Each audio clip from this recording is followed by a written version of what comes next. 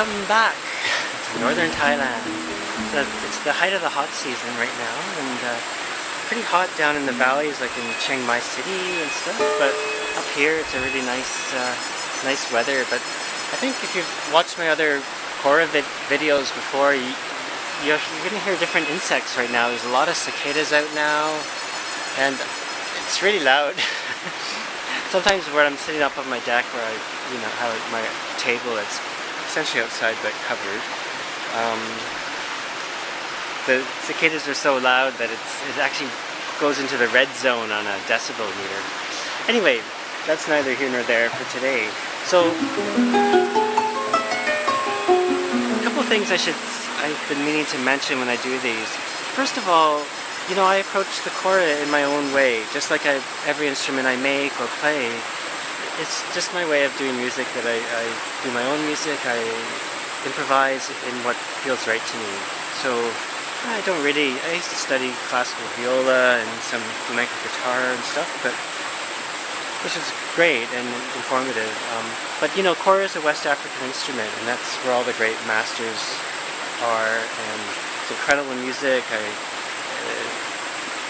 Anyway, it's not what I play exactly, although I listen to a lot of it, and some of the techniques I think that I absorb, But I definitely want to pay respect to that culture and where this all comes from. It's really essential, There's something else I was going to say. Well, the other thing is, I make these. This is my current one that I've just finished. I'm the worst salesperson in the world, probably. But my instruments are for sale, and it's how I get along here, how I survive and stuff, So if any of you would like one of my Koras, they're really beautiful. There's lots of beautiful Koras all over the place, of course. But I think mine are really gorgeous, and I'd love to sell you one if you want one. Anyway, enough of that. Luckily, this new Kora, the string broke finally. Sometimes the lower strings, because they're very thin, and for mine, the thinnest string is about 25 pounds, so it takes 25 pounds to break it. So you can imagine the amount of pressure that's on a Kora like this with 22 strings. But anyway, occasionally a string will break. Usually it'll break around around where it's tied on, Because wherever there's a knot is a weakness in anything, and climbers all know this, like where there's a knot in a rope, that's weakens the rope. Essentially, the same thing's true with strings. So occasionally, I like to tune my Koras up really quite tight. If I made them a little looser, they probably wouldn't break as easily. And in truth, I might break one a year or something. And when I make Koras to sell, I usually have a good length of time to get them stabilized. And once they're stabilized, they're usually pretty hold on to those strings. But nonetheless, it still happens. Now, what generally I do is I have extra strings attached, and you can see in the back here, it's a bit of a mess right now, but I loop the strings up, so there's lots of extra. I mean, I don't really need them up here, but I like them, so I do it that way. But on these higher strings, what I'll do, so this is just lengthen it out from this loop back here, I can also, if the loop runs out, like you've broken it a couple times, you can just add a new string. And these days when I make Koras, I always add a good length of extra strings of the thinner nylon.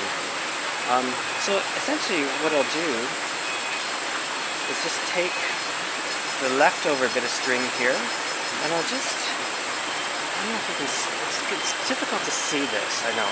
But basically I'm going to take my little tool, which is a nail with a handle on the end, and I'm just going to start pulling some of that excess string out, like lots of it. So I have a lot to play with. And I'll just pull that right out. It's wound around the leather strip, so I'll just go one by one, pull that out.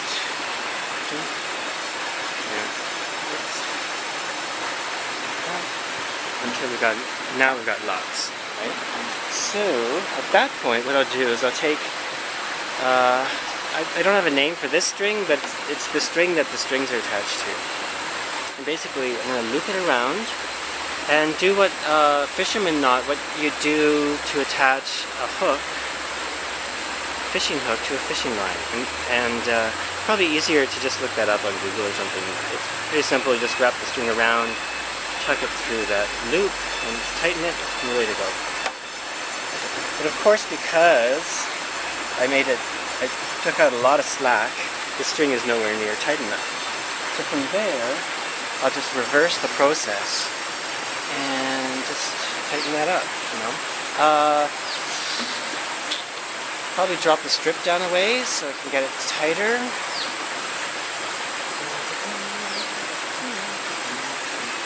Kind of lost the loop there. Let's tuck another right through. Back in, in the same thing of tuning, if you find that the strings are slipping around the leather, you just wrap a couple more loops around the leather. There is a name for it. Slipped my mind. Let's see where we're at now. Okay, not quite enough, so I'm going to drop that down again. Tighten it up.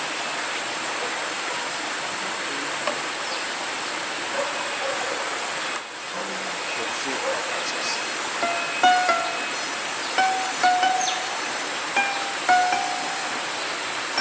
This is what's this like?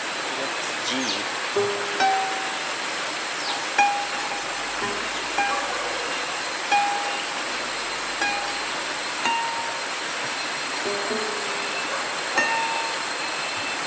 What do you guys do now? Now, it's already dropped a little.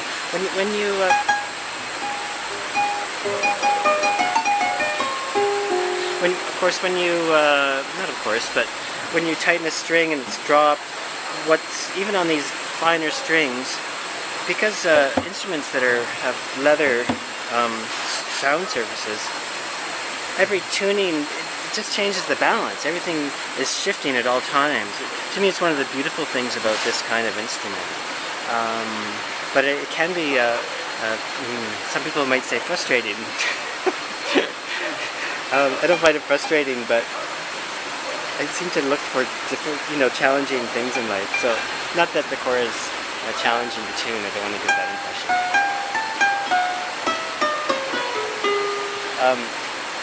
Anyway, I'm not sure where to go with that idea.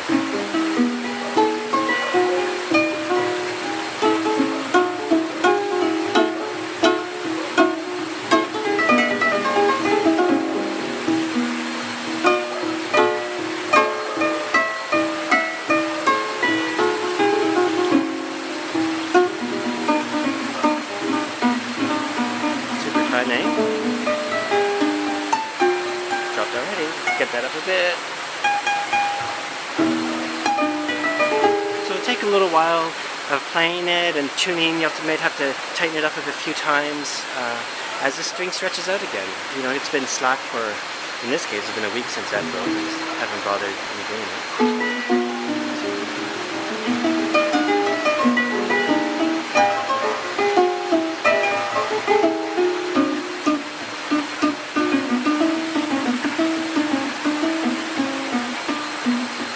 While I'm here, one technique I use, I have very short nails. It's really great to play with nails. It sounds gorgeous, but I bite my nails. So I play with the soft parts of my fingers, and so now it's kind of developed into my sound, I guess. But one technique I really love to do is when I'm mostly with the thumb, but you can dampen with your other fingers too. I'll pluck a string and dampen it with the edge of my thumb, like right here. So I'm plucking here, and I have this right either on it or close where I can just dampen it.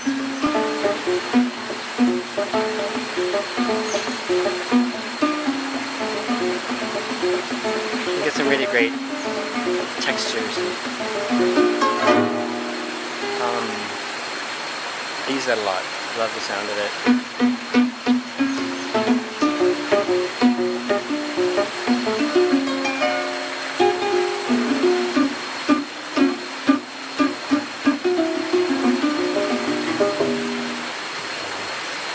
So this is just supposed to be replacing a string, but there's a little bit of a technique thing thrown in there too. I'm going to do a couple videos today. The next one will be tuning. This one's tuned in what we might in modern times call a major tuning. And the lowest note is E. So my root notes are E on my chorus. If anyone wants one where it's tuned to F, which might be a bit more common, it's easy enough to do, it just needs to be rebalanced, you know. And I think a semitone, the way I set these up, you can just probably push it up. But on these higher strings, yeah, it might get a little touchy, you might have to loosen off a bit. Anyway, like, because I said, I tune them pretty tight. But actually one of my favorite tunings is with this root note of E, tuned just with F sharp. So right here I've got F, C, G, and D sharps, right? So you got your A major scale basically. So the next video I'm going to do is about kind of like the modal nature of how I approach this instrument. Although I really love playing in this major scale, my favorite one is the one with just the F sharps. I forget what mode that would be in sort of medieval Greek musicology and such. Anyway, next I shall sally forth. So have a great day, and until the next time, à la prochaine.